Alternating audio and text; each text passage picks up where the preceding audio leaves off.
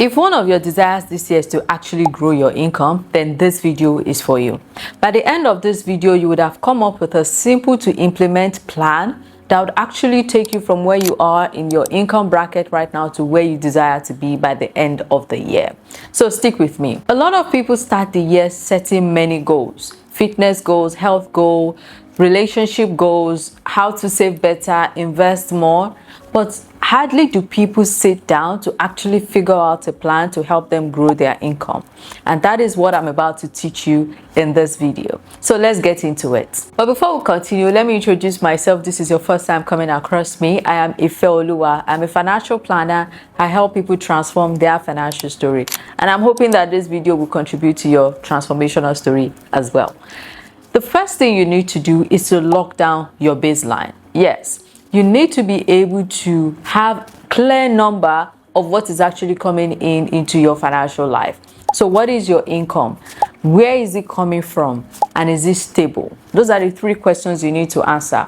How much are you earning from a primary source of income that you have?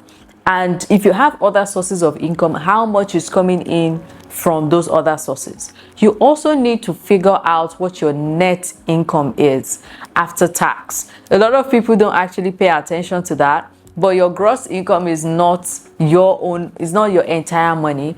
The net after tax is what you should focus on.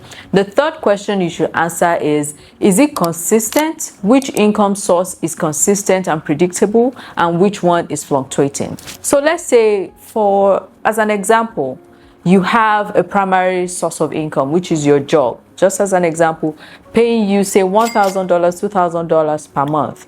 That is consistent and that is reliable. Now, let's say you have other side hustles that are giving you, maybe something give you $100, $200 from there.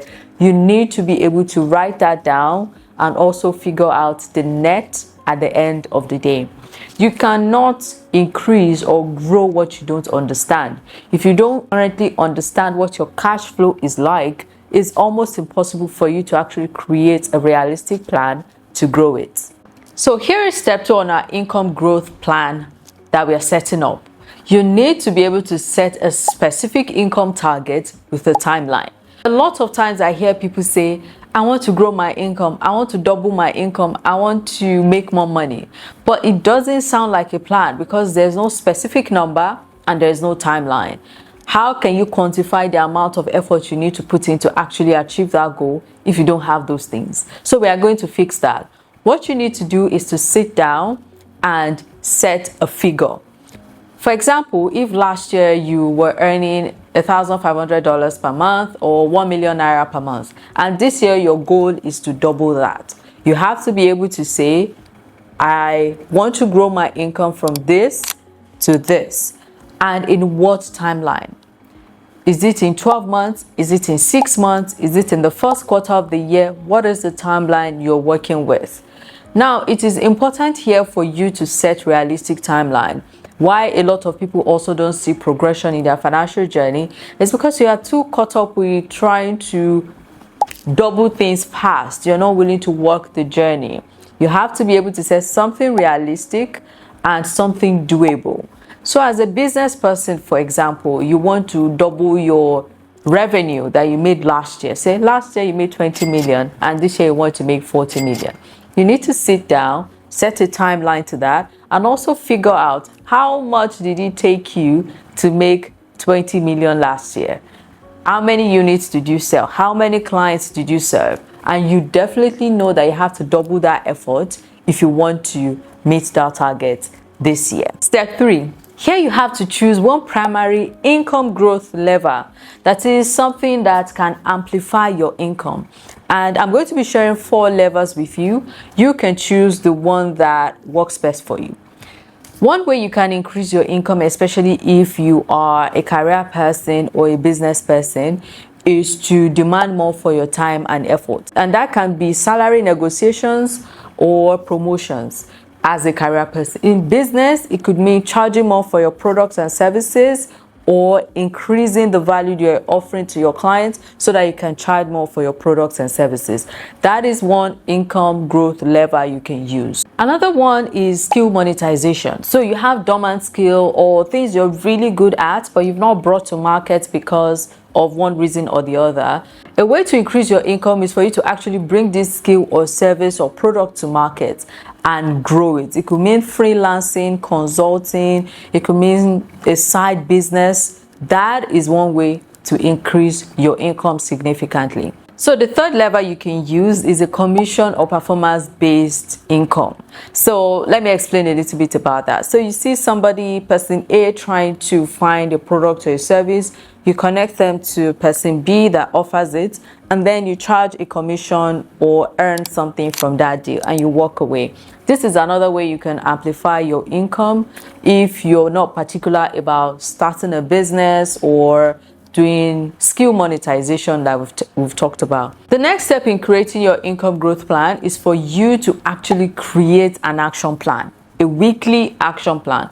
What are the simple steps you can do or simple actions you can take weekly that would make your dream a reality, that will make your desire a reality? If you have chosen your primary income lever, you would know the kind of effort you need to put in. For example, if you're already a business person, does this mean signing up 10 or 5 more clients in a week or in a month? What does that interpret to for you? If you're somebody that you're aspiring to salary increase or promotion, do you need to acquire new certifications, new skills?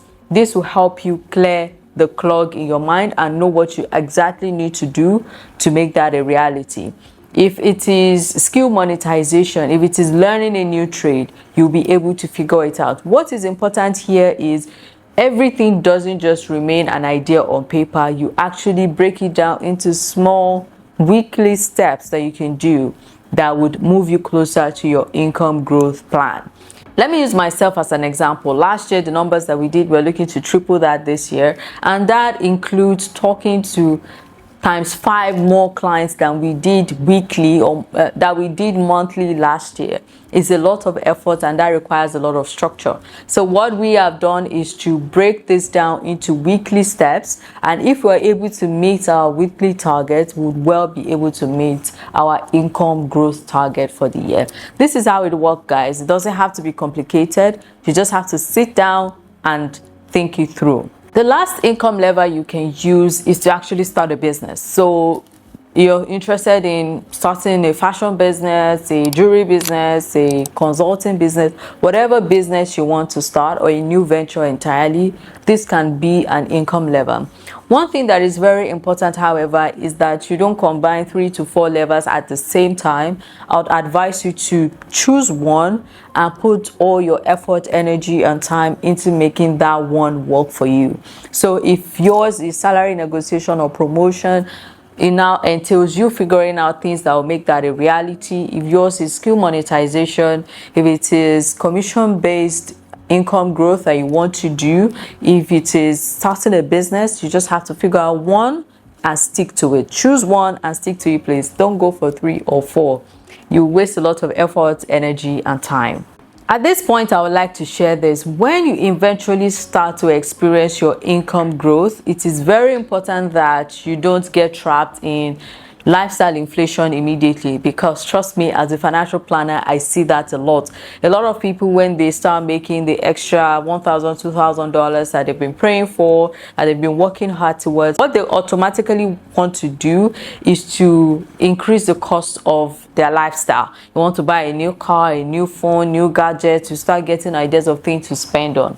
However, I would advise you that with income growth, it's best that you start channeling it into meaningful things, either to grow that business, to grow that venture, to grow your skills, and to also grow your investment portfolio, to provide you the financial security that you know you desire and deserve. Last but not the least, I would say when you put your plan to emotion, life would happen.